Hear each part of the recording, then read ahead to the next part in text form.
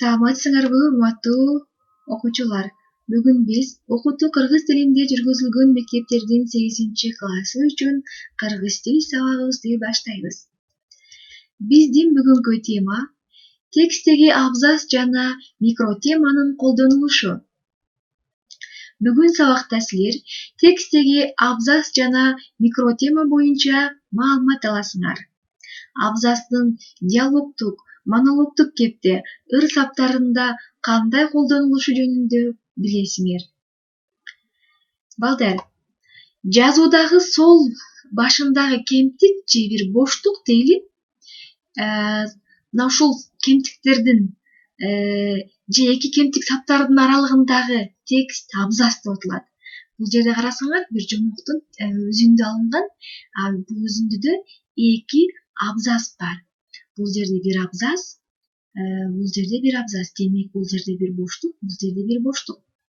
Мына ушул абзац деп аталат экен. Абзац өзүнчө бир боштук, бир кемтик ташталып, анан жазылат. Жана ошондой эле текстеги абзац мурдагы ойдун бүткөндүгүн, бир жаңы ойдун башталганын билдирет. Дагы кайталайм, урматтуу окуучулар, мурдагы ойдун бүткөндүгүн, мурда бир ой уланып келатса, ал ойдун бүткөндүгүн жана ошондой эле жаңы бир ойго багыт алгандыгын, жаңы бир ойдун башталышын билдирет.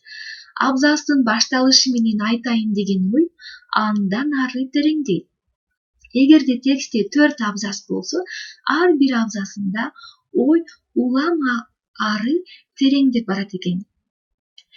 Эми микротема жөнүндө. Микротема тексттин мазмунунун бир бөлүгүн билдирген деталы. Дагы кайталайм, текст болсо, мына ушул тексттин мазмунундагы бир бөлүгүн билдирет экен, же болбосо ошол бир бөлүгүн билдирген өзүнчө бир деталь. Анан курулуш бир материалы десек болот. Бир эле абзацта маанилүү, грамматикалык жана структуралык жактан байланышкан жалпы негизги темага жооп берген бир нече микротемалар болушу мүмкүн экен, урматтуу окуучулар. Мисалы, китебиңердеги мына ушундай бир текст берилген, күзөтүп карап олтургула. Мисалы, алиги мен көмүр өчүрүп жүргөн токой бар эмеспи? Ошол жерде биз аны коргон таш деп коебуз. Адырынын эки жагы тегеренген эле кара таш болот. Эртеси Антон лом темирин, балтасын канжыгасына байланып алып, Темирбайдын эшигине жай бастырып келди.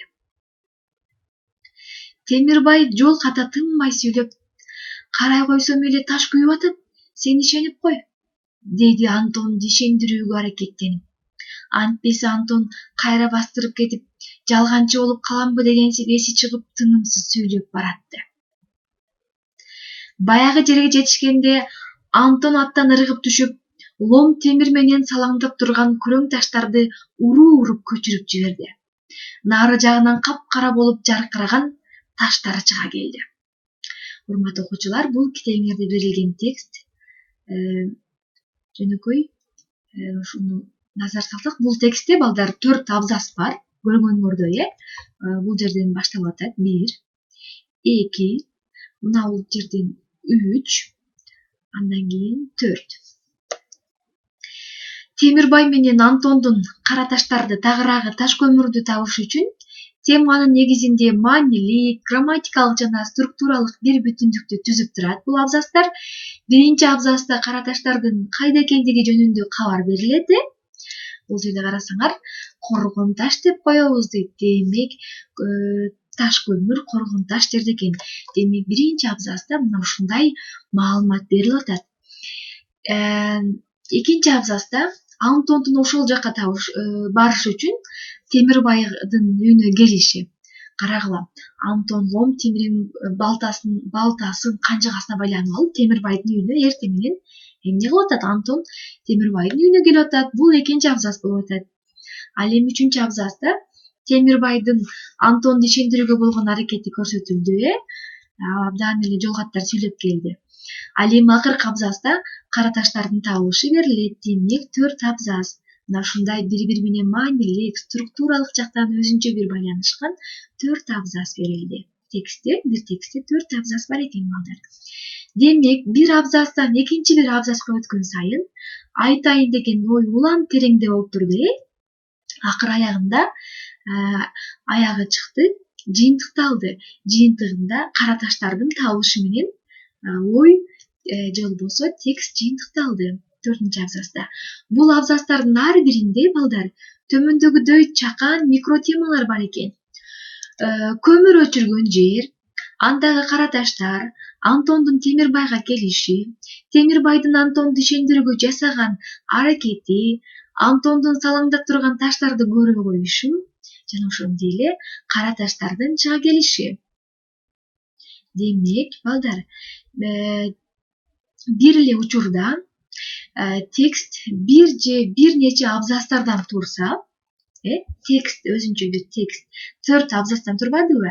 Демек, бир же бир нече абзацтардан турса, ошол эле учурда балдар абзац дагы бир нече микро темалардан турат экен.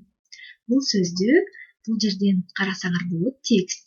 Кандай текст берилди бизге? Темирбай менен Антондун кара таштарды кантип тапкандыгы жөнүндө чакан бир текст берилди, үзүндү берилди. Демек, текст берилди.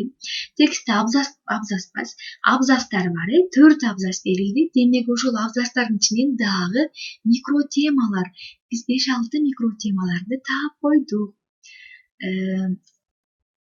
Демек, түшүндүңөр деген ойдобуз. Эми карагыла балдар, диалогдук кепте абзацтын колдонулушу. Диалог деген эмне экенин билебиз. Эки адамдын сүйлөшүүсү бул диалог болуп атат.